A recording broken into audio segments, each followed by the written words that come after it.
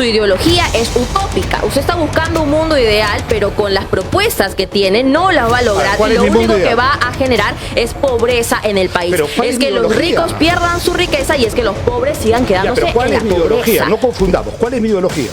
La política peruana vuelve a encenderse tras una entrevista que rápidamente se convirtió en uno de los debates más comentados del momento. El candidato por Podemos Perú, Raúl Noblecilla, se sentó frente a los periodistas del programa Betel en una conversación que empezó como un intercambio de propuestas, pero terminó transformándose en un intenso choque ideológico.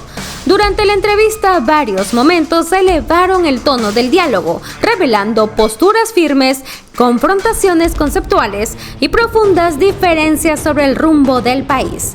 Hoy analizamos los momentos más tensos que marcaron este encuentro político que ya genera debate en la opinión pública. El debate sobre la privatización de Petroperú. Uno de los primeros puntos que elevó la temperatura del diálogo fue el tema de Petroperú, una empresa estatal que históricamente ha sido símbolo de soberanía económica, pero también objeto de críticas por su situación financiera.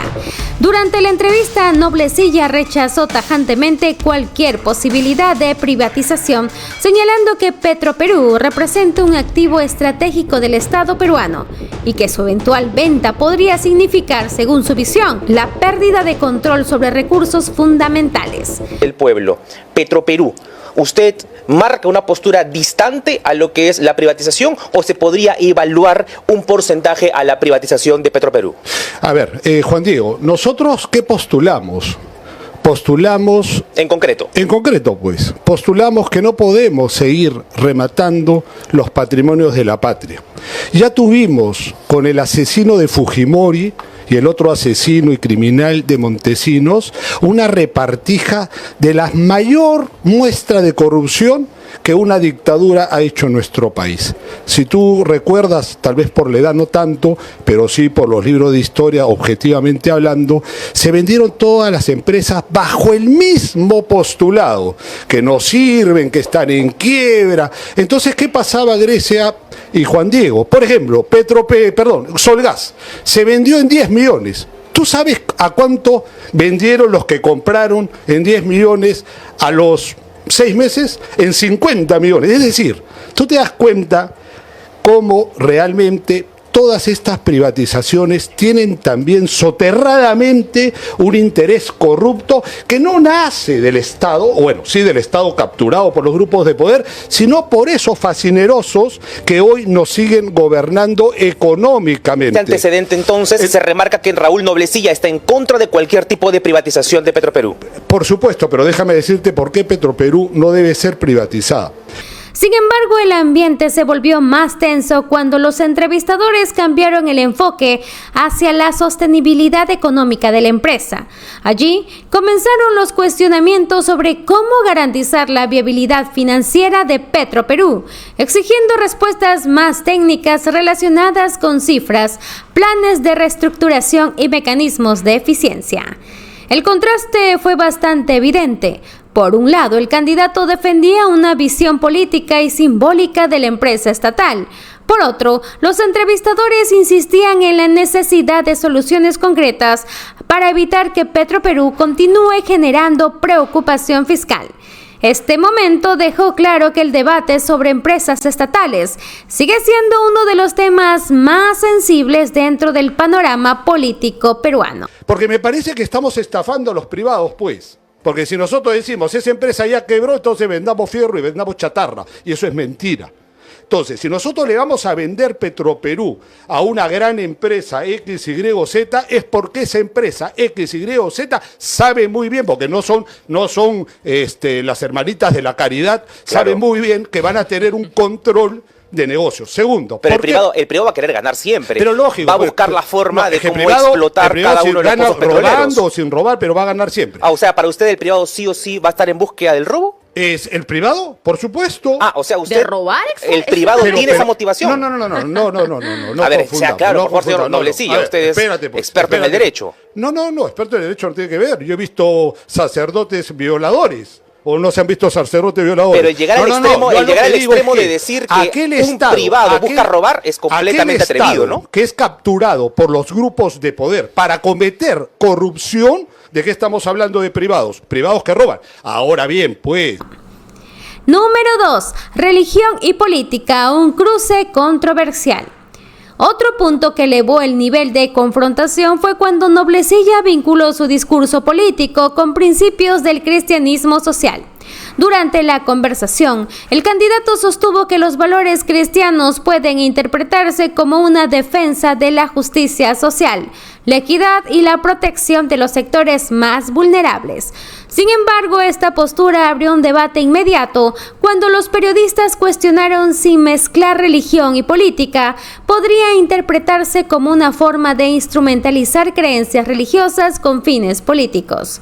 La respuesta del candidato fue enfática. Señaló que su postura no busca imponer dogmas, sino rescatar principios morales que, según su visión, podrían orientar políticas públicas con enfoque social. Este segmento tocó un terreno delicado que históricamente divide opiniones. Mientras algunos sectores consideran que religión y política deben mantenerse completamente separados, otros sostienen que la fe puede influir en la visión ética de los gobernantes. El cruce de ideas generó uno de los momentos más intensos del diálogo. Disculpa, señor Noblecilla, pero aquí nosotros los entrevistadores somos nosotros. Usted es el que responde la pregunta. Ustedes son los inquisidores y yo soy el hombre que... Bueno, usted ha accedido a venir a nuestro medio de comunicación. Somos nosotros los que hacemos las entrevistas, por supuesto.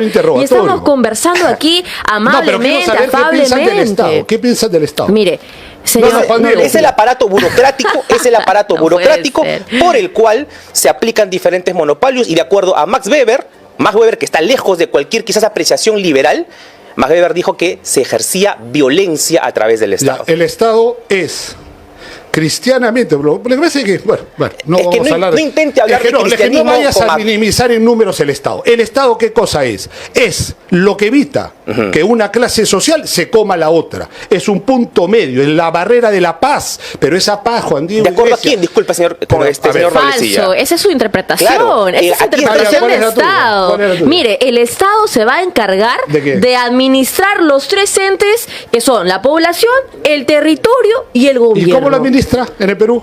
Aplicando un Estado de Derecho, por supuesto. Que es lo más importante. En la democracia lo que importa es un Estado de Derecho. Económicamente hablando, ¿cómo lo administra? A través del dinero de los contribuyentes, a través de otro tipo de recursos que pueda tener y los el mismo pocos Estado contribuyentes también. no pagan impuestos. ¿Así lo administra el Estado? Mire, la forma en que se pueda administrar el Estado puede tener sus pros y sus contras, pero lo que tiene que importar aquí es que haya un Estado de Derecho. Por supuesto, pero eso es lo más importante. Pero escúchame, es como la iglesia, sea cristiana, católica. Si tú te dedicas solo a rezar, Papá Lindo te puede escuchar, pero si tú te dedicas a marchar en los tambores del cristianismo, que es ser contemplativos en la acción, entonces las cosas empiezan a andar. ¿Qué significa para usted marchar? ¿Qué significa para usted? Usted tiene una concepción falsa de la contemplación, porque respecto que a veces lo veo a Porky rezando 5 horas a la Virgen María diciendo que se muera Noblecilla, que se muera Pedro Castillo, yo sé que usted se mueran todos. Yo sé que usted sueña con Porky, tiene una obsesión con... Número 3. El concepto de revolución y la polémica que generó. Probablemente uno de los pasajes más sensibles de la entrevista ocurrió cuando Raúl Noblecilla utilizó el término revolución para describir los cambios que considera necesarios dentro del sistema político y económico del país. El candidato explicó que su visión apunta a transformaciones profundas en la estructura social, pero insistió en que esos cambios deben darse dentro de los marcos democráticos.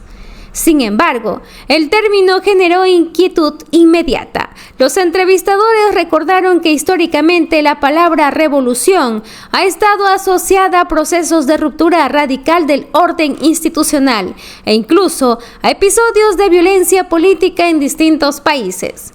El marxismo no tiene absolutamente nada que ver. El marxismo es el descubrimiento de algo que ya existía. Porque acá la ignorancia, perdóneme Juan Diego Iglesia, de la gente, es que Marx no inventó nada. Ya, pero le estoy preguntando, yo también creo que Marx no inventó inventó nada, ni la pólvora ni nada. Pero estoy preguntando si usted es marxista, no si Marx Yo inventó soy o no un algo. cristiano que sigue a Cristo revolucionariamente y sigue a los jesuitas. Y si hay algo más grande de San Ignacio es cuando nos invita a todos los seres humanos a decir, contemplativos en la acción, es decir, Dios quiere que le reces seguro, pero no te flageles, pues, compadre. El pueblo no está esperando que tú reces en la iglesia, el pueblo está esperando que lleves la palabra de Cristo como en lo que es la opción por los pobres. Juan 23 ya lo dijo en el 68. Usted es perteneciente a la teología de la liberación, entonces. La tensión aumentó cuando se le pidió precisar si su propuesta implicaba confrontaciones sociales o simplemente reformas estructurales. Aquí surgió un contraste narrativo que marcó uno de los puntos más intensos de la entrevista. Se hablaba de revolución como cambio pacífico, pero inevitablemente el término evocaba procesos históricos cargados de conflicto.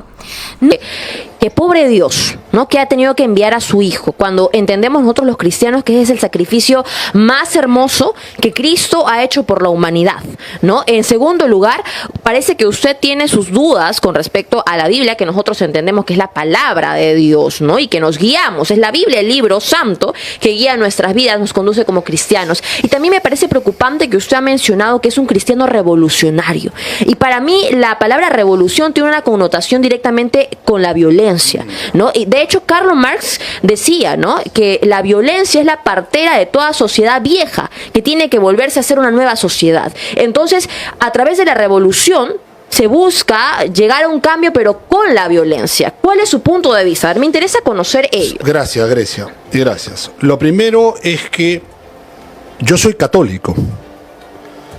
Soy profundamente católico y tengo una formación jesuita. Tengo sacerdotes en mi catolicismo como Óscar Romero. Tengo en mi concepción cristiana y católica a Juan 23. Tengo en mi concepción católica que los pobres son una opción para la iglesia. Y que los signos de los tiempos, como lo decía el Papa en Juan 23, en el Segundo Concilio Vaticano, se referían a que teníamos que ya terminar, en otras palabras, Grecia, con la misericordia y la caridad, sino con la solidaridad obligada que todo ser humano tiene al que está sufriendo. ¿Usted cree que es deber de los cristianos erradicar la pobreza, por ejemplo? Déjame terminar, pues. Segundo, la palabra revolucionaria es una de las palabras más hermosas del mundo. Sí. La palabra paz, cuando viene de la boca de un asesino como como Fujimori o López Aliaga, por supuesto que no es la más feliz del mundo. ¿Ellos son asesinos? No, escúchame. Cuando la palabra paz la escupe un corrupto, la escupe un asesino, la escupe un mentiroso, entonces no es la palabra paz la que se mancha. La revolución no es violencia, esa es tu interpretación. La revolución es cambio. La revolución, ¿a través de qué medios? De la paz.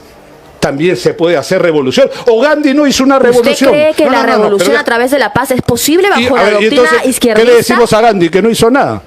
¿Qué le decimos a Gandhi? ¿Le decimos que fue revolucionario? De Gandhi, entonces. No, yo soy seguidor de todo hombre que es capaz de hacer una revolución en donde la paz debe primar. Okay. Pero yo te pregunto una cosa, pues, Grecia. Ajá. Número 4.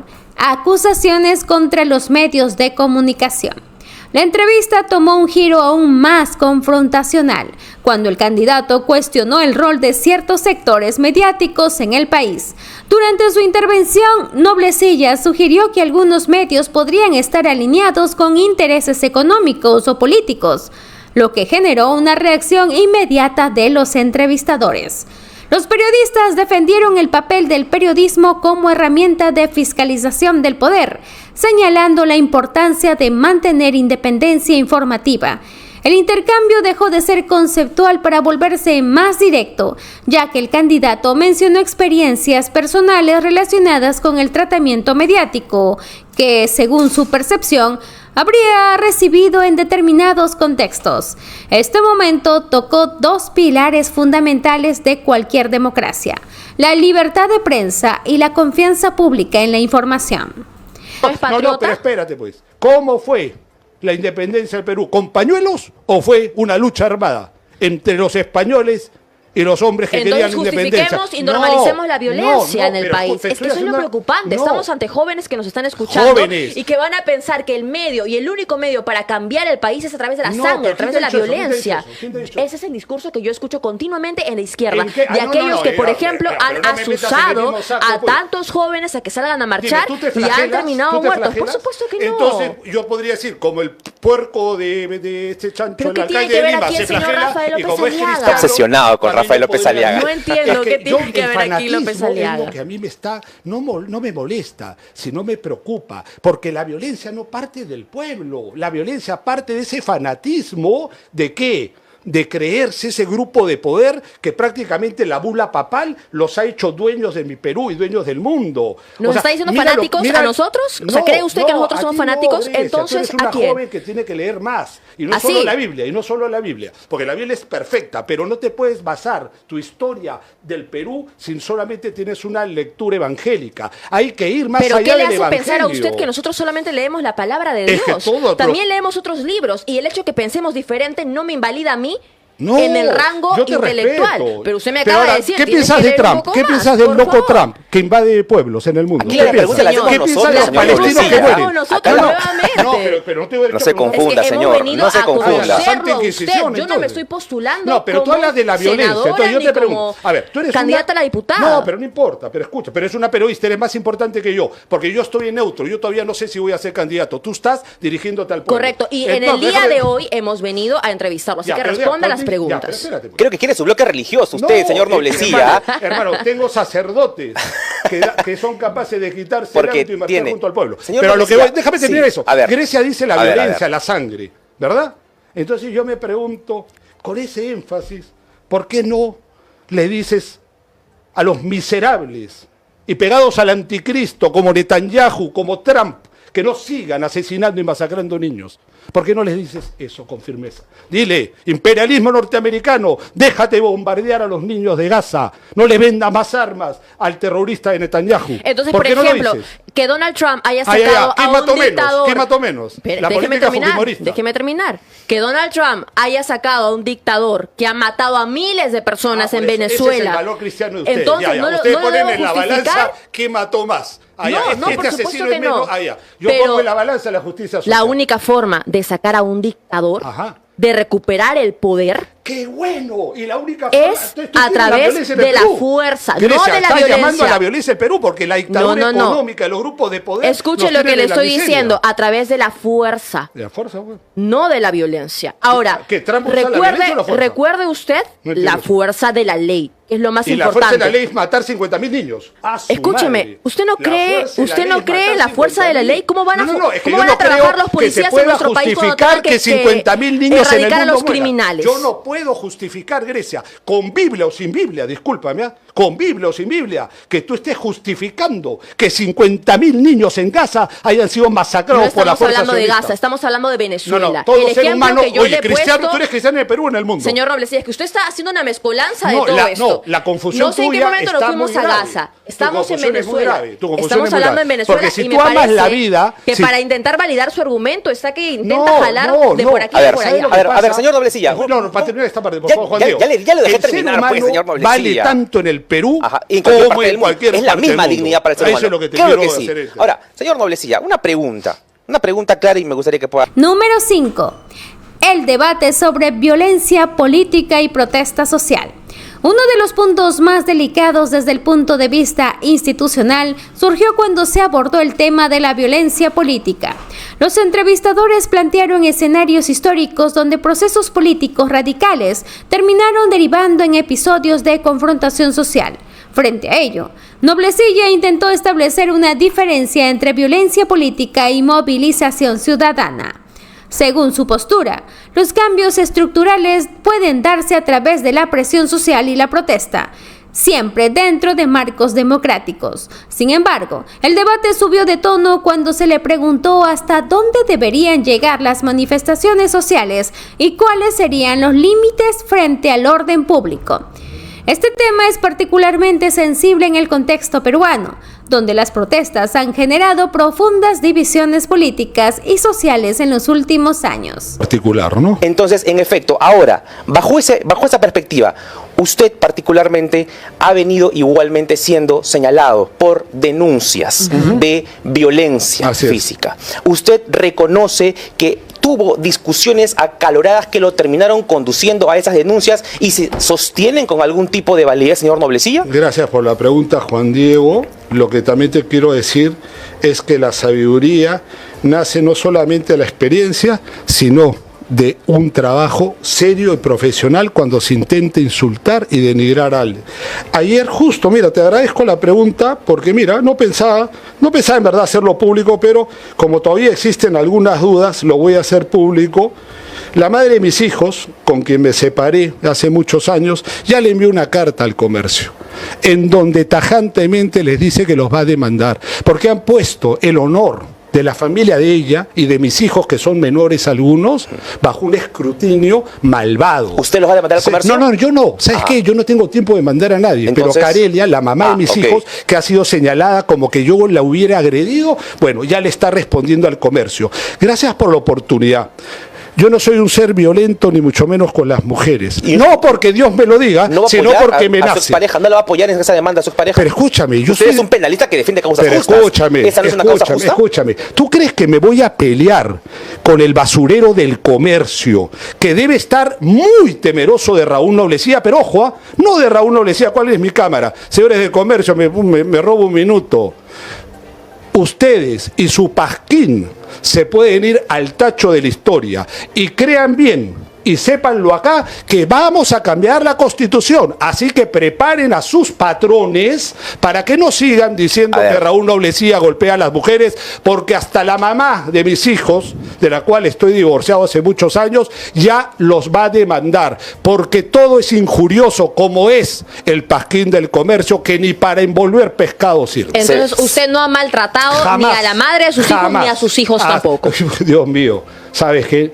Así sea ateo, no lo haría jamás. ¿Y por qué no se reconcilia con su expareja? Pero escúchame una cosa, porque tengo una nueva pareja a quien amo demasiado. Cometí un error porque me llevo muy bien con ella, pero ese amor que pensábamos que era amor se transformó en amistad, y en esa amistad no podía coincidir el amor de pareja. Hoy tengo una pareja maravillosa, tengo hijos maravillosos y me llevo muy bien con la mujer que supuestamente para el pasquín del comercio es masacrada. ¿Y no la va a apoyar en esa demanda? Pero escucha, si ella me lo pide, por supuesto. O sea, sí estaría abierto a poder y si tú me pides un favor, te lo hago, hermano. Si claro, es justo, porque usted ha defendido a Pedro Castillo. Justo. Claro, pero mi amigo Pedro Castillo, tu presidente y mi presidente merecen ser hay mejores abogados. Si no tengo un problema, buscaré otros abogados. Hay mejores que usted, definitivamente. Esa es la opción democrática que tiene. Claro que sí, señor Noble. Número 6. La defensa de Pedro Castillo. El cierre de los momentos más tensos apareció cuando Noblecilla abordó la figura del expresidente Pedro Castillo.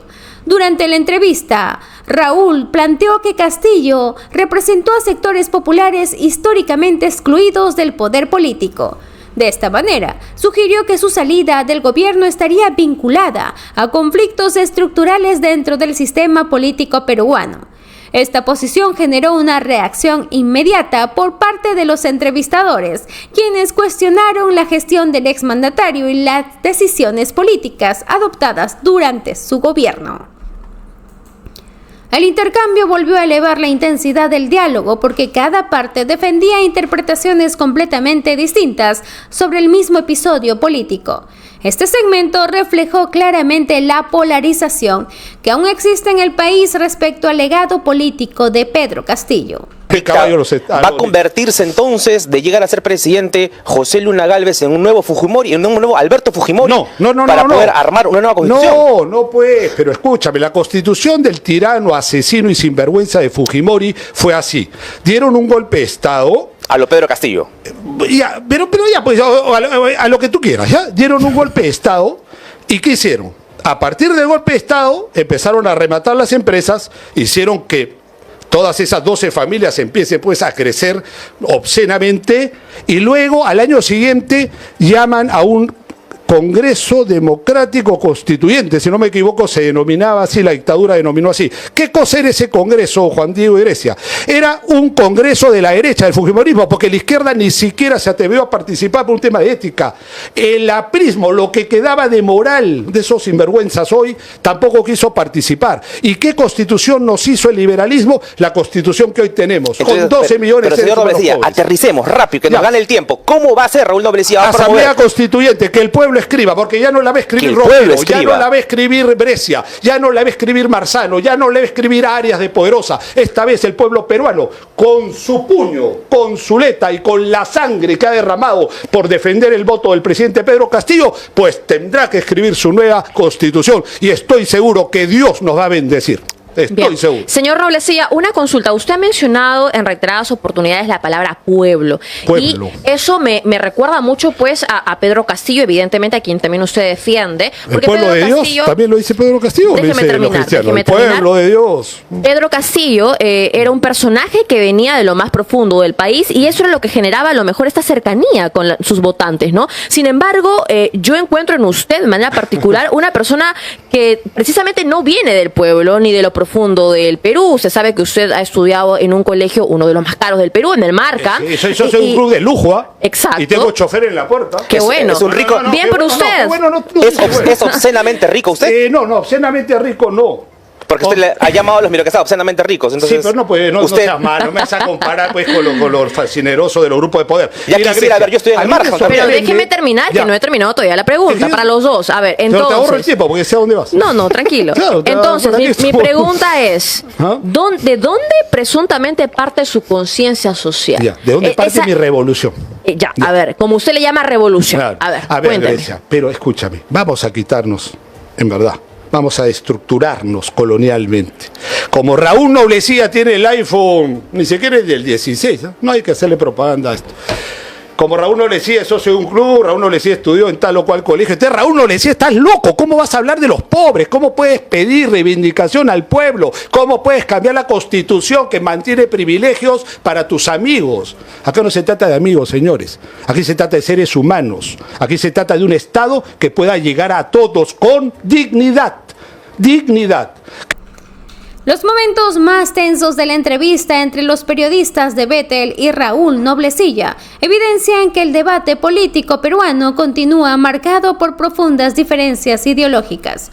La conversación no solo giró en torno a propuestas concretas, sino a visiones opuestas sobre el rol del Estado, la economía, la religión, los medios de comunicación y el sistema democrático. El encuentro dejó en evidencia un choque entre el discurso político-social del candidato y las exigencias técnicas y críticas planteadas por los entrevistadores. Y precisamente esa confrontación de ideas es lo que ha convertido esta entrevista en uno de los debates políticos más comentados del momento. Si te gustó este video, te invitamos a suscribirte a nuestro canal. Déjanos aquí abajo tus comentarios y dale like a este video.